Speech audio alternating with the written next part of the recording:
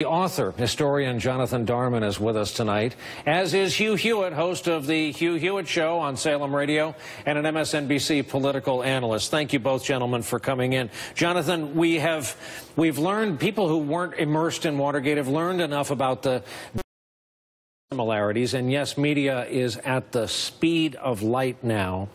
But as I keep saying, Republicans were the heroes of Watergate. So I guess this calls for a judgment from you. Which Republicans are you looking for to stand up and be the heroes of this? It's a really interesting question. I mean, we think about, when you say the heroes of Watergate, we think about that famous moment at the very end of the story when Barry Goldwater led a delegation of senior Republicans to the White House. John Rhodes. Exactly, yep. And said, Mr. President, you don't have the votes to survive in the Senate. It's over. But it's important to remember that that's the end of the story. And it was a long road to get there. And at the beginning, you had a lot of Republicans who were defenders of the president and who were actually going out there and saying, this Watergate story is really nothing. It's an invention of the liberal media. And big lions in the Republican Party. Robert Dole, of course, was the chairman of the Republican Party in that era. He said that Watergate was basically a made-up, what today we would call fake news. Yeah. So it's really actually hard at this stage almost to see who the heroes might be, because it takes time with the revelation about what the president knew and when did he know it, the famous Howard Baker line, for really to see Republicans moved more by their conscience than by the political concerns of the moment. Hugh, you're a patriot. You care about your party. You care about your country. Who are you looking to in the Republican Party? Well, right now I'm waiting for people to exercise judgment and good common sense over what will be at least a months-long process. In Watergate, as I'm sure Jonathan would note, there were two lanes. There was the crime and the cover-up. Here there's the collusion and the allegations of obstruction.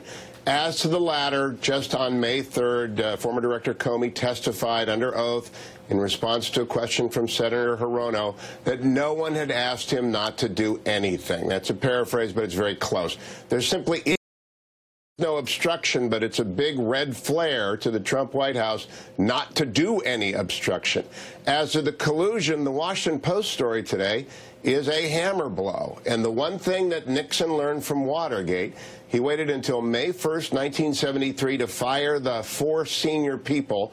Unfortunately, Kleindienst got wrapped up in that, but Haldeman, Ehrlichman, and Dean.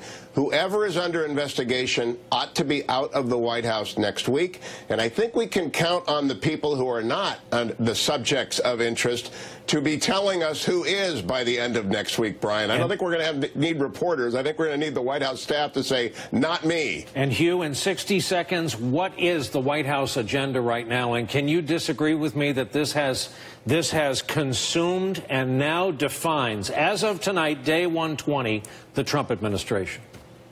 I don't disagree with that, but I had Speaker Ryan on my radio show today. The audio and transcript are posted. They're moving forward with tax reform. He believes it will be done in 2017. I think the Senate will get a repeal and replace bill done by the beginning of summer. So the congressional branch continues and must function because Obamacare is in collapse. But the Trump White House needs some stand-up in a hurry.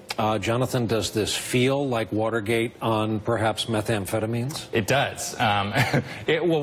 It's all moving so much faster, and we're all chained to our phones at around the hours of 5 and 6 in the afternoon. I don't know what you're talking about. Waiting for the latest revelation, the way that people in the early 70s would wait for the sound of the Washington Post hitting their doorsteps in the early hours of the morning.